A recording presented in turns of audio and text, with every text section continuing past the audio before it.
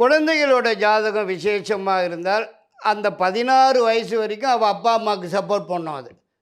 அதன் பிறகு அவள் இண்டிவிஜுவல். சில பேர் 35 வயசு பையன் ஜாதகம் கட்டி அப்பாவுக்கு எப்படி இருக்கும்பா. அப்பாவுக்கே ஜாதகம் இருக்குமே, நீ எதுக்கு டைரெக்டாக மூக்க தொடாமல் சுற்றின்னு தொடுற? அப்பா ஜாதகத்தை பார்த்து அப்பா ஜாதகத்தை பற்றி கேட்டுக்கலாம். அவர் 15 வயது வரைக்கும் வேணால் நீ அப்படி கேட்கலாம் ஜாதகத்தை காட்டி. இவர் 35 வயசு பையனுக்கு அவருக்கு தனி ஜாதகம், அப்பாவுக்கு தனி ஜாதகம், அவ்வளோதான்.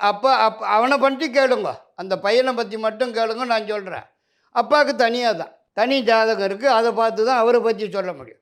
அப்பாவுக்கு ஆயுசு எப்படியும்பா இவன் ஜாதகத்தை பார்த்து, அவர் ஜாதகத்தை பார்த்து சொல்கிறேன். இல்லை, பல பேர் சொல்கிறாங்களே பையன் ஜாதகத்தை வச்சு தான் அப்பாவுடைய ஆயுசு சொல்ல முடியும்னு கூட சில பேர் சொல்கிறாங்க. அது அந்த 100% அது சொல்ல முடியாது. இவர் ஜாதகம் விசேஷமாக இருந்தால் இது தடுபட்டு போயிடுமே.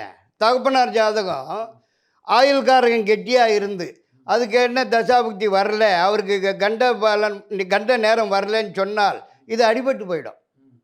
அதனால தான் அவாவா ஜாதகம் அவாவாளுக்குன்னு சொல்கிறதே. குழந்தையாக இருக்கிற வரைக்கும் அப்படி சொல்லலாம், 15 வயது வரைக்கும் அப்படி சொல்லலாம் பையன் ஜாதகம் பார்த்து. அப்போ பெரியவனாக பிறகு இவனுக்கு உண்டானது இவனுக்கு, அவருக்கு உண்டானது தப்பாக போயிடும்.